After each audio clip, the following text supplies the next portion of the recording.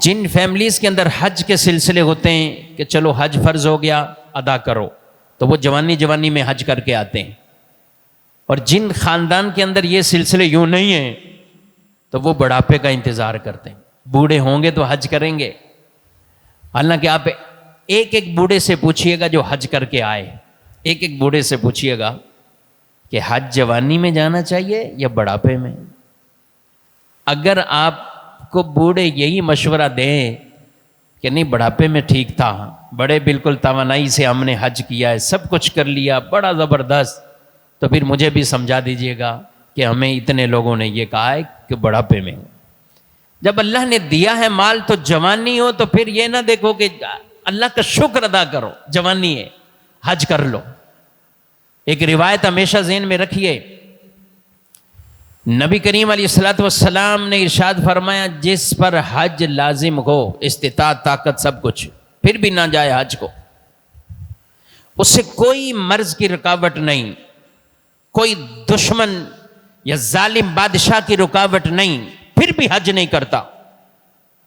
فرمایا اللہ کو اس بندے کی کوئی پرواہ نہیں ہے، وہ یہودی ہو کر مرے یا نصرانی ہو کر مر جائے، اللہ کو اس کی کوئی پرواہ نہیں۔ یہ بات، اور ایک اور روایت میں فرمایا کہ جو حج کو اپنے کاموں کے لیے مؤخر کرتا ہے، حج کو اپنے کاموں کے لیے مؤخر کرتا ہے، کر لیں گے ابھی یہ تھوڑا سا کام نپٹا لوں پھر کروں گا اگلے سال، ارے اگلے سال، جیسے آج کل کئی لوگ کہتے ہیں کہ یار ان سالوں میں کر لیتے تو اچھا تھا، 2 لاکھ 3 لاکھ 4 لاکھ میں حج ہو رہا تھا، اب 16 پہ پہنچ گیا، 18 پہ پہنچ گیا، 12 پہ پہنچ گیا۔ تو جب ہم دنیاوی کاموں کی وجہ سے حج کو روکتے ہیں، مؤخر کرتے ہیں،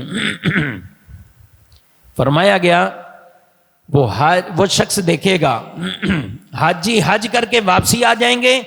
اس کا کام ایسے ہی اٹکا ہوا پڑا ہوا ہے، اس کا کام بھی نہیں ہوا ہوگا۔ بچوں کی شادیوں میں کوئی رکاوٹ ہو، گھر بنانا ہے، دکانیں بنانی ہیں، کچھ اور بزنس شروع کرنا ہے، حج کے لیے آپ نے مؤخر کر دیا۔ حج کو کہا کہ ابھی حج مؤخر کرتے ہیں، کام پہلے کر لیتے ہیں،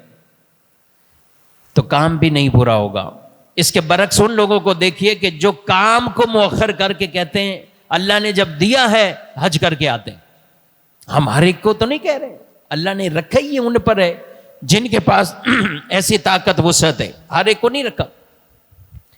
اتنا مال جس کو اللہ پاک نے دیا ہے کہ وہ حج بھی کرے،